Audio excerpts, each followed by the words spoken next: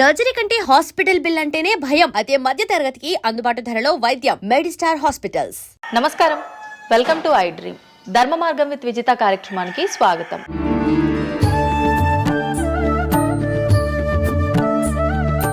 ప్రస్తుతం మనతో పాటు ఉన్నారు ప్రముఖ జ్యోతిష్యులు వేణుస్వామి గారు. ఇప్పుడు వారితో మాట్లాడి మరిన్ని విషయాలు తెలుసుకుందాం. ముఖ్యంగా మనకెన్నో సందేహాలు ఉంటూ ఉంటాయి, వాటి గురించి అడిగి తెలుసుకునే ప్రయత్నం చేద్దాం. నమస్కారం అండి. నమస్తే తల్లి. ఓం నమో వెంకటేశాయ. వెంకటాద్రి సంస్థానం బ్రహ్మాండే నాసికించిన వెంకటేశ సమోదేవో నా భూతో నా భవిష్యతి. గురుగారు, చాలా వరకు ప్రస్తుత రోజుల్లో జ్యోతిష్యాన్ని ఎక్కువగా నమ్ముతున్నారేమో అనిపిస్తూ ఉంటుంది. సేమ్ టైం మళ్ళీ జ్యోతిష్యం మూఢనమ్మకము అని చెప్పి కొట్టిపారేసే వాళ్ళు కూడా ఎక్కువైపోయారేమో అనిపిస్తుంది. అసలు ఈ జ్యోతిష్యం అనేది ఎంతవరకు ఒక కీలక పాత్ర పోషిస్తుంది ప్రతి మనిషికి కూడా? సో జ్యోతిషం అనేది నువ్వు చెప్పినట్టుగా ప్రతి మనిషికి ఒక ఫేసు, రెండు ఫేసులు ఉంటాయి. కానీ కొంతమందికి చాలా ఫేసెస్ ఉంటాయి. ఉదాహరణ, వేణుస్వామికి రెండే ఫేస్ ఉండొచ్చు. అంటే సామాజికంగా ఒకటి, ప్రైవేట్గా ఒకటి. కానీ సమాజంలో ప్రస్తుతము తెలుగు రాష్ట్రాల్లో ఒక మనిషికి 5 ముఖాలు ఉన్నాయి. అంటే తెలుగు రాష్ట్రాలు అని ఎందుకు చెప్తున్నానంటే, భారతదేశాన్ని మొత్తం కంపేర్ చేసినప్పుడు భారతదేశానికి సంబంధించినటువంటి రాజకీయాలు వేరు, తెలుగు రాష్ట్రాల రాజకీయాలు వేరు. భారతదేశం సోషల్ మీడియా వేరు, తెలుగు రాష్ట్రాల సోషల్ మీడియా వేరు. భారతదేశం న్యూస్ ఛానల్స్ వేరు, తెలుగు రాష్ట్రాల న్యూస్ ఛానల్స్ వేరు. సో ప్రతిదీ తీసుకుంటే తెలుగు రాష్ట్రాలకు సంబంధించి చాలా ప్రత్యేకమైనటువంటి స్టైల్లో మనం ప్రజెంట్ వెళ్తా ఉన్నాము. ప్రత్యేకించి తెలుగు రాష్ట్రాలు ఇంతకు ముందు ఒకటే రాష్ట్రానికి పరిమితం అయ్యి ఉండే, అది ఇప్పుడు హైదరాబాద్ కూడా అంటుకుంది. సో 2 రాష్ట్రాలు ఇంచుమించుగా సేమ్ స్టైల్లో వెళ్తున్నాయి. సో జ్యోతిష్యం నమ్మాలా వద్దా అనేది పక్కన పెడితే, ఎప్పుడే కానీ దేని గురించి ఎవరు మాట్లాడినా 2-3 విషయాల గురించి మాట్లాడతారు. ఒకటి ఐడెంటిటీ, ఒకటి బ్రాండు, ఒకటి ప్రత్యేకించి పిఆర్ స్ట్రాటజీ. ఇప్పుడు బ్రాండ్ అనేది వేణుస్వామి అంటే ఒక బ్రాండ్.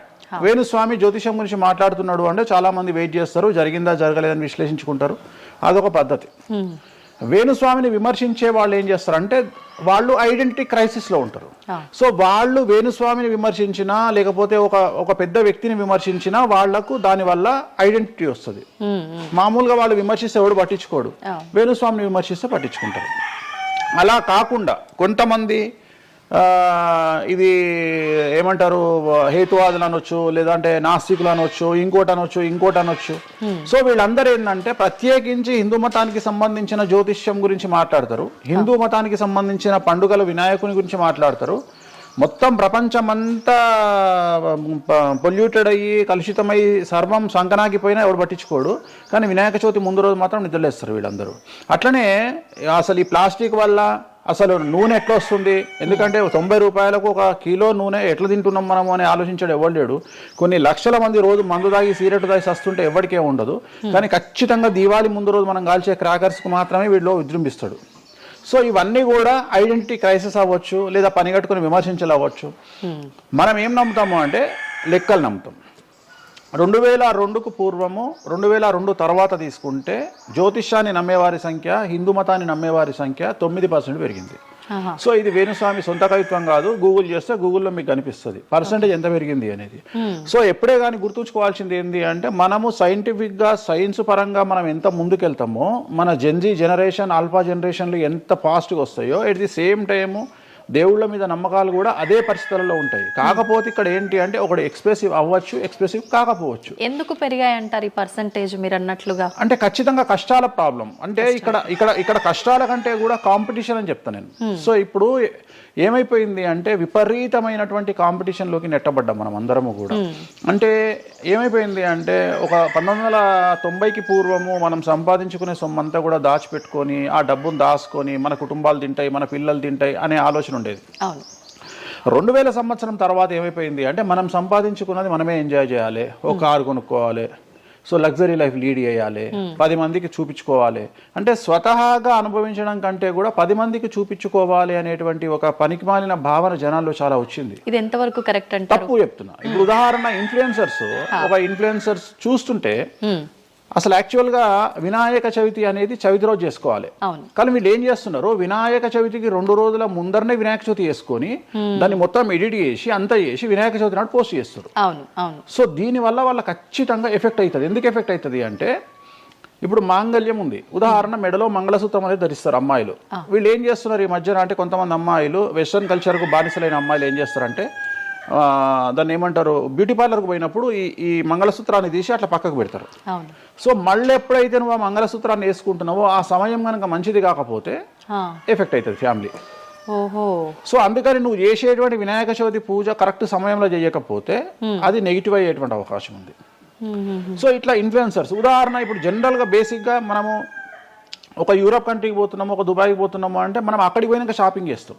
కానీ ఇప్పుడు ఉన్నటువంటి జనరేషన్లో వీళ్ళందరూ ఏంది, ఇక్కడ షాపింగ్ చేసి మళ్ళీ అక్కడ షాపింగ్ చేస్తారు. అంటే చాలా విచిత్రం అయిపోయింది. అంటే ఖచ్చితంగా సంవత్సరానికి ఒక 10 డొమెస్టిక్ టూర్లు, ఖచ్చితంగా సంవత్సరానికి ఒక 5 ఇంటర్నేషనల్ టూర్స్. ఇవన్నీ దేనికోసము అంటే సమాజానికి మా దగ్గర డబ్బులు ఉన్నాయి అని చూపించుకోవడం కోసము, ఆర్భాటాలు. సో ఆర్భాటాల కోసము. సో నేను జనరల్గా ఏం చెప్తా అంటే first build your own brand. First brand build చేసుకున్నాక తర్వాత నువ్వు బ్రాండ్లకు అలవాటుగా.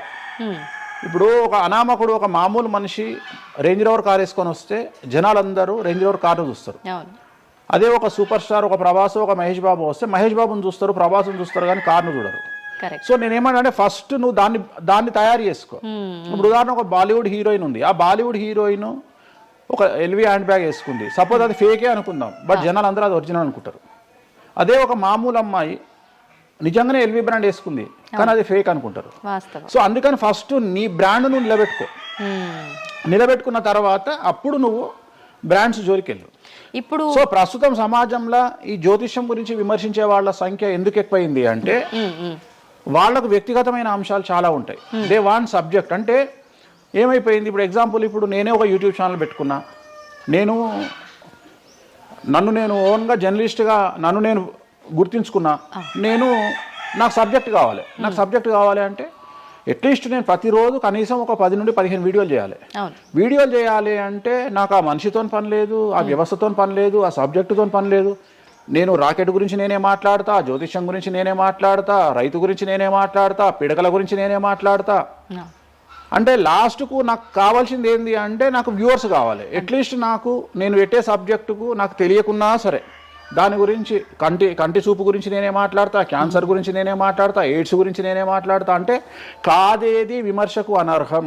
అంటే నీకు సబ్జెక్టు తెలుసా తెలియదా అంటే ఇంగితం ఉండేవాడు కంట్రోల్ చేసుకో. ఇప్పుడు నాకు సిగ్గు శరము ఇంగితం ఉంది. నేను ఇప్పుడు ఆ కెమెరామెన్ తీసేటువంటి కెమెరాకు సంబంధించి ఆయన ఎట్లా పెట్టాలి ఫోకస్, ఆయన లెన్స్ ఎంత అడ్జస్ట్ చేసుకుంటాడు ఏంది అనేది నాకు సంబంధం లేని వ్యవహారం. కానీ నేను అసలు దానిలోకి వెళ్ళను. కానీ అదే విశ్లేషకుల పేరుతో ఉండేటువంటి యూట్యూబ్ ఛానల్స్ అవ్వచ్చు, ఇంకొకళ్ళు అవ్వచ్చు, వాళ్ళు ఏం చేస్తారు, దాన్ని కూడా వాళ్ళే జస్టిఫికేషన్ చేస్తారు. అంటే దాన్ని కూడా నువ్వు కెమెరా ఎట్లా పెట్టాలనో కెమెరామెన్కి వీళ్ళు నేర్పిస్తారు, వీళ్ళే డిస్కషన్. ఎందుకు అంటే వాళ్ళకి ఏదో ఒక 10,000 వ్యూవర్షిప్ పోతే ఇట్లా ఓవరాల్గా తీసుకుంటే నెలకి ఇంత వెళ్తుంది పైసలు. సో దీని మీద బ్రతికే వాళ్ళు, సో వాళ్ళు ఏం చేస్తారు, వాళ్ళు విమర్శలు చేస్తారు. సో అట్లనే హేతువాదుల ముసుగులో ఉండేవాళ్ళు విమర్శలు చేస్తారు. అన్నిటికంటే ప్రాబ్లం ఏమైపోయింది అంటే పొద్దున్న లేస్తే హిందూ మతం బాగుండాలి అంటే అసలు హిందూ మతానికి థ్రెట్ ఎవరితోనుంది? హిందువులతోనే ఉంది, ముస్లిమ్స్తో లేదు, క్రిస్టియన్స్తో లేదు. ఎందుకంటే వేరే వాళ్ళు మన జోలికి రావట్లా. ఎంతసేపు కప్పల భాగవతం లాగా మన జీవితంలో ఎలుకల భాగవతం లాగా ఒక ఎలుక ఇంకో ఎలుకని కిందికి గుంజుతుంది, ఒక కప్ప ఇంకో కప్పని కిందికి లాగుతుంది. అట్లనే హిందువులలో వేణుస్వామి ఆస్ట్రాలజికల్ ప్రిడిక్షన్స్ లో మంచిగా ఉన్నాడు అంటే వేణుస్వామి చెప్పింది ఏదైనా జరిగినప్పుడు వేయడానికి ఎవరికి మనసు రాదు, కానీ వేణుస్వామిని విమర్శించడానికి పొలోమంటే అందరూ వచ్చేస్తారు. అంటే మరి నేను హిందువునే కదా, నన్ను కిందికి లాగేవాడు హిందువే కదా, మరి ఇక్కడ హిందూ మతం ఏమవుతుంది? ఇప్పుడు సమాజంలో నేను అబ్జర్వ్ చేస్తున్నా, గత కొన్ని రోజుల నుండి, ఒక 6 నెలల నుండి, సంవత్సరం నుండి Telugu media in the sense నేను లోకల్ సోషల్ మీడియాలో హిందూ మతాల పేరు మీద కొత్త వర్షన్ వచ్చింది. ఏంటి అంటే హిందూ ఆచార వ్యవహారాలను విమర్శించడము చాలా కామెడీ అయిపోయింది. ఒక ఆయన ఈ మధ్యలో ఇంటర్వ్యూ చూసిన నేను, అసలు దుర్గమాల లేదంటాడు ఆయన. నేను షాక్ అయినా, నేను ఇనుంటావు నువ్వు కూడా. నాకు ఆశ్చర్యం అనిపించింది. దుర్గమాల లేదు అంటే అమ్మవారి మాల, జనరల్ గా భవానీ మాల కరెక్ట్ వర్డ్, భవానీ మాల లేనే లేదు, అసలు చరిత్రలో లేదు అంటాడు. అంటే సమాజము ఏదో విధంగా భక్తి మార్గం వైపు వెళ్తుంది అంటే నువ్వు సంతోషంగా ఫీల్ అవ్వాలి. కానీ దాన్ని కూడా విమర్శించేవాడు ఎందుకంటారు ఇలా అంటే వీళ్ళందరూ పండితులు కాదు, వీళ్ళందరూ standing comedians or sitting comedians. ఒక ఆయన కూర్చొని మాటలు చెప్తాడు, వాళ్ళు నవ్వడం స్టార్ట్ కాగానే ఈయన మర్చిపోతాడు. ఇక ఈయనను మర్చిపోయి, అంటే ఆడవాళ్ళు నవ్వుతుంటారు, మగవాళ్ళు నవ్వుతుంటే ఈయన ఆనందానికి పరవశుడు అయ్యి ఇంకా వాళ్ళు నవ్వుతున్నారు కదా అని రెచ్చిపోయి, ఇంకా గ్రహాలు లేవు, దేవుడు లేడు, ఏది ఒక బ్రాహ్మణుడు అయ్యుండి ఒక పండితుడు అయ్యుండి టోటల్ మన సబ్జెక్టుకు వ్యతిరేకంగా మాట్లాడుతూ ఉంటాడు. అట్లనే ఆయన ఎవరో భవానీమాల లేదు అంటాడు. నీకు వచ్చిన నష్టమేముంది, నువ్వు మొగోడివి అయితే భవానీమాల కాదు, ఎవరైతే కోయంబత్తూరులో ఈషా ఫౌండేషన్లో లింగభైరవ అమ్మవారు లేదని చెప్పు, అది నీ గొప్పతనం. నిజంగా లింగభైరవ అమ్మవారు లేనప్పుడు లేదని చెప్పు, ఆమె క్రియేటెడ్ కాడు, చెప్పొచ్చు కదా లేదు అని. ఎందుకంటే అక్కడ భయం ఏంటంటే ఎవరు తంతడు అని. వీళ్ళ భయం అంటే ఏంటంటే ఎక్కడైతే ఎవడు వీళ్ళకి అడ్డు రాడో అక్కడికి వస్తారు. వీళ్ళకి ఒరిజినల్ సబ్జెక్ట్ మాట్లాడే దమ్ము లేదు. సో ఇదంతా ఎంత చేసినా నేను అల్టిమేట్గా చెప్పేది ఏంటంటే, జ్యోతిష్యానికి వ్యక్తిగతంగా నా దగ్గరకు వచ్చేవాళ్ళు నాకు జనాలకు చెప్పారుగా. ఇప్పుడు నేను ఒక మాట చెప్తా, ఇప్పుడు సీక్రెట్ మెయింటైన్ చేయాలనుకుంటారు ప్రతి ఒక్కరు, ప్రైవసీ మెయింటైన్ చేయాలనుకుంటారు. మామూలుగా హాస్పిటల్కి పోతేనే ఇవాళ ప్రైవసీ మెయింటైన్ చేయాలనుకుంటున్నారు. అది అట్లీస్ట్ తలకాయనొప్పికి పోయినా వాళ్ళు దే వాంట్ ప్రైవసీ. అంటే కారు డైరెక్ట్గా B1కి వెళ్ళిపోతుంది, పైకి వెళ్ళిపోతారు, డాక్టర్ని కలుస్తారు, వస్తారు. అట్లాంటిది వేణుస్వామి దగ్గరకు వచ్చి నేను ఎందుకు చెప్పాలనుకుంటున్నా, లేదంటే నేను ప్రజలకి చెప్పాలనుకుంటున్నా అనుకోరు కదా. ఎవరో ఒకళ్ళు వేణుస్వామి దగ్గరికి వెళ్ళినప్పుడు కొన్నిసార్లు కొన్ని వీడియోలు తీసినప్పుడు 100 మందిలో ఒక వీడియో తీసినప్పుడు ఆ వీడియో పోస్ట్ చేస్తాము, దానివల్ల నా దగ్గరకు వచ్చినట్టు తెలుస్తుంది. కానీ 99% నా దగ్గరకు వచ్చినట్టు తెలియదు. నా దగ్గరికే కాదు, జ్యోతిషం అనేది ఎక్స్ట్రీమ్గా జనాల్లోకి వెళ్తున్నది. ఎట్ ది సేమ్ టైం భక్తి అనేది జనాల్లోకి వెళ్తున్నది. దాన్ని భయం అంటమా భక్తి అంటమా పక్కన పెడితే ఈరోజు జనాలు ముక్కోటి కానీ ఇతరత్ర పండుగలు కానీ జనవరి 1 కానీ జనాలు విపరీతంగా దేవాలయాల్లో ఉంటున్నారు. అంటే జనాలకు దేవుడి మీద కానీ శాస్త్రాల మీద కానీ వచ్చినటువంటి నమ్మకము, ఈ నమ్మకాన్ని ఎవరో ఒకళ్ళు వచ్చి టీవీలో కూర్చొని చెప్పినంత మాత్రాన పోదు. సో ఇది జనాల్లోకి విపరీతంగా వెళ్తానే ఉంటుంది. జనాలు ఎప్పుడే కానీ ఎంత వెస్టర్న్ కల్చర్కి వెళ్ళినా నమ్మకము అనేది ఒకటి ఉంటుంది. మనల్ని నమ్మించేది, మనల్ని బ్రతికించేది నమ్మకము. ఈ నమ్మకం లేకపోతే మనకు జీవితం లేదు. సో ఈ జ్యోతిష్యము అనేది అంధకార బంధురంలో ఉండేటువంటి ఒక వ్యక్తిని బయటకు తీసుకురావడానికి, జరగబోయే నష్టాన్ని చెప్పడానికి మాత్రమే పనికి వచ్చేటువంటి శాస్త్రము. అంతేగాని నువ్వు 50 ఏళ్లకు నరుకుతావు, 40 ఏళ్లకు కారు కొంటావు, ఈ సొల్లు పురాణం చెప్పాల్సిన పని లేదు. జరగబోయేటువంటి నష్టాన్ని గనక చెప్పగలిగితే జ్యోతిష్యము దాన్ని సరి చేసుకోవడంతో పాటు మానసికంగా స్ట్రాంగ్ అవ్వడానికి ఆ వ్యక్తికి చాలా చాలా చాలా ఉపయోగపడుతుంది. భార్యాభర్తలు తన్నుకొని చస్తారు, విడిపోతారు అని చెప్పడంలో ఉద్దేశము మీరు విడిపోండి అని కాదు. భార్యాభర్తల్లో అట్లీస్ట్ జనరేషన్ బట్టి ఈ రోజు భర్త అనేవాడు కాంప్రమైజ్ అయ్యి భార్య తిట్టినా పడి ఉంటాడు అని ఇక్కడ ఉద్దేశము. అంటే ఒకప్పుడు భార్యకు భర్తకు పెళ్లికి కనీసం 10 సంవత్సరాల గ్యాప్ ఉండేది. ఎందుకు అంటే భార్య అనే అమ్మాయి చిన్నపిల్లగా ఉంటే భర్త అనేవాడు ఒక కూతుర్ని చూసుకుంటాడు అనే ఉద్దేశంతో ఆ పెళ్లిళ్ళు చేసేవాళ్ళు. ఇవాళ ఏం చేస్తున్నారు, ఇద్దరికి 6 నెలలు తేడా ఉండదు. సో ఇద్దరు టెంపర్మెంట్ లో వెళ్తారు, ఇద్దరు గొడవలు పడతారు. సో ఈ కండిషన్ లో వాళ్ళిద్దరు విడిపోయేటువంటి తత్వం వైపు వెళ్తారు. కాబట్టి మొదలే మీ జాతకాలు బాగాలేవు, మీకు విడిపోయే అవకాశం ఉంది అంటే మిమ్మల్ని విడిపోమని చెప్పడం కాదు. ఇక్కడ మీరు జాగ్రత్తగా ఉండండి, కాంప్రమైజ్ కండి, ఈగోస్ పక్కన పెట్టండి, మీ పొసెసివ్నెస్ ను పక్కన పెట్టండి. సో ఆర్థిక పరమైనటువంటి అంశాల్లో క్యాలిక్యులేటెడ్గా ఉండండి, తన్నుకొని చావకండి, విడిపోకండి అని మొదలే వాళ్ళని హెచ్చరించడం అనేటువంటిది దీంట్లో భాగము. కానీ ఇవాళ ఏమంటున్నారు, శుభమా అంటూ పెళ్లి చేసుకుంటే విడిపోమని చెప్తున్నాడు వేణుస్వామి అంటే దాన్ని శుభమా అని చెప్పరు నాయన. ప్రతి ఒక్కళ్ళకి అదే చెప్తున్నారు. ఆ మాతకు వస్తే మీరు పొద్దున్న లేస్తే 100 పెళ్లిలలో 80 పెళ్లిళ్ళు డివోర్స్ అవుతున్నాయి. మరి దీని మీద మీరే కదా డిబేట్ పెడతారు.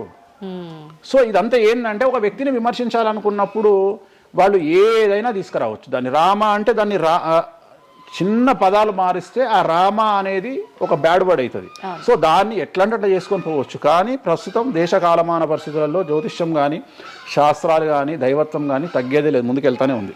ఇప్పుడు ఒక మనిషి జననం దగ్గర నుంచి చనిపోయే వరకు జాతకం అనేది కొన్ని సందర్భాల్లో మాత్రమే చూడాలి అని చెప్పి ఒకప్పటి కాలంలో చెప్పేవారట.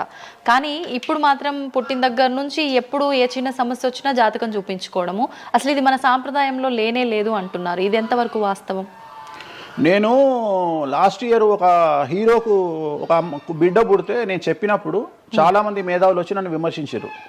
చిన్న పాపకు జాతకం చెప్తారా ఎవడన్నా అని. నీకు తెలిసే ఉంటే కృష్ణదేవరాయల ఆస్థానం కానీ ఇతర రాజులు పెద్ద రాజుల ఆస్థానంలో కానీ ఆస్థాన సిద్ధాంతి అని ఉండేవాడు. వాళ్ళు ఏం చేసేవాళ్ళు అంటే రాణికి కూతురు పుట్టిన కొడుకు పుట్టిన వాళ్ళు వచ్చి మొత్తం లైఫ్కు సంబంధించిన జాతకాన్ని రాసేవాళ్ళు. పుట్టడంతోనే అసలు ఈ పుట్టిన రోజే రాసేవాళ్ళు. వీళ్ళు ఏమవుతారు, ఈయన జీవితంలో ఏమవుతాడు, దొంగ అవుతాడా, మంచోడు అవుతాడా, రాజు అవుతాడా, లంగ అవుతాడా, క్రికెటర్ అవుతాడా, అంటే ఆ దేశకాలం మన ప్రశ్న బట్టి అప్పుడు. సో దాన్ని ఇప్పుడు కన్వర్షన్ చేసుకుంటే ఇప్పుడు మేము రాసే జాతకంలో ఇప్పుడు వీడు ఇంజనీర్ అవుతాడా, డాక్టర్ అవుతాడా, ఎంటర్ప్రెన్యూర్ అవుతాడా, ఉద్యోగస్తుడు అవుతాడా. సో ఇవన్నీ అంచనా వేగ. ఒక మనిషి పుట్టినప్పటి నుండి లగ్నాన్ని బేస్ చేసుకొని 1వ నెంబరు అంటే లగ్నము నుండి 12వ నెంబరు అంటే వ్యయము, 1 నుండి 12 గడులను కనుక తీసుకొని రాస్తే ఆ మనిషి ఎప్పుడు పుట్టి ఏమేం చేస్తాడు, ఎప్పుడు చనిపోతాడు అనేది వెరీ క్లియర్గా మెన్షన్ చేయవచ్చు. సో ప్రతి రోజు జాతకాన్ని వేసుకోవచ్చు, ప్రతి నెల జాతకాన్ని వేసుకోవచ్చు. గోచారము గ్రహచారము అని 2 ఉంటాయి. గోచారము అంటే ప్రస్తుతం జరిగేటువంటి గ్రహాల యొక్క గమనం ఏ విధంగా ఉంది అని తెలియజేసేది గోచారము. గ్రహచారము అంటే పుట్టినప్పుడు దాన్ని బేస్ చేసుకొని రాసేది గ్రహచారము. జనరల్ గా తెలుగు రాష్ట్రాల్లో చాంద్రమానాన్ని మాత్రమే బేస్ చేసుకొని జాతకాలు రాస్తారు. కానీ వేణుస్వామి ఒక్కడే చాంద్రమానము, సౌరమానము, బార్హస్పత్యమానము అనే 3 విభాగాలను బేస్ చేసుకొని జాతకాలు రాస్తాడు. చాంద్రమానము అంటే చంద్రుడిని బేస్ చేసుకొని రోజున్నర పాటు చంద్రుడు ఒక రాశిలో ఉండేదాన్ని చాంద్రమానము అంటారు. ఇది మన దక్షిణ భారతదేశంలో వాడతాము. సౌరమానము అంటే సూర్యుడు, రవి ఒక నెలలో ఒక రాశిలో ఉంటాడు, దాన్నే మనం సౌరమానము అంటాము. అలాగే బార్హస్పత్యమానము అంటే బృహస్పతిమానము, సంవత్సరం పాటు గురువు ఒక రాశిలో ఉండేదాన్ని బార్హస్పత్యమానము అంటాము. మనము పుట్టినప్పటి నుండి కనీసము నాకు తెలిసి గత 1000 సంవత్సరాలు లేనటువంటి చరిత్ర ఈ సంవత్సరము 2026లో మనం చూడబోతా ఉన్నాము. గురువు ఒకే సమయములో 6 నెలల్లో 3 రాశుల్లోకి ప్రవేశిస్తా ఉన్నాడు. అంటే జనరల్ అరుదు కాదు, అసలు మనం ఎప్పుడు చూడలే. అందుకనే ఈ సంవత్సరం చాలా పెను సంచలనాలు ఉంటాయి. 2026లో గురువు మిథునం, కర్కాటకం, సింహం 3 రాశుల్లోకి వచ్చి మళ్ళీ రివర్స్ వస్తున్నాడు కర్కాటకానికి. సో చాలా విచిత్రమైనటువంటి ఒక గమనాన్నిగా మనం చూడాల్సి వస్తుంది. ఇది చాలా పెను సంచలనాలకు అంటే సృష్టిలోనే ఒక విచిత్రమైనటువంటి అనుభూతిని మనం పొందబోతా ఉన్నాము, మంచి చెడులు పక్కన పెడితే. సో ఇలాంటి పరిస్థితి నుండి జాతకాలను విశ్లేషించడము ఇవన్నీ కూడా నడుస్తాయి. And don't forget to subscribe to iDream. And for more videos, please subscribe to iDream. Please subscribe to iDream. Please subscribe iDream. And please subscribe to iDream. For more videos, subscribe to iDream.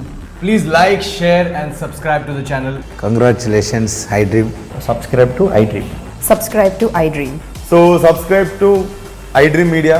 iDream ki iDream team andarki huge congratulations. Please subscribe iDream Media. Please subscribe to iDream. Subscribe iDream. Please subscribe to iDream. iDream అంటే నా కళల channel subscribe చేసుకున్న నోరు తిరుగుతలేదు, మీరైతే గంట గుర్తు కొట్టండి. For more such videos, please subscribe to iDream. Subscribe to iDream. Please subscribe to iDream. Please subscribe iDream Media. Please do subscribe to iDream. Please subscribe to iDream Media. For best entertainment and information, please subscribe iDream.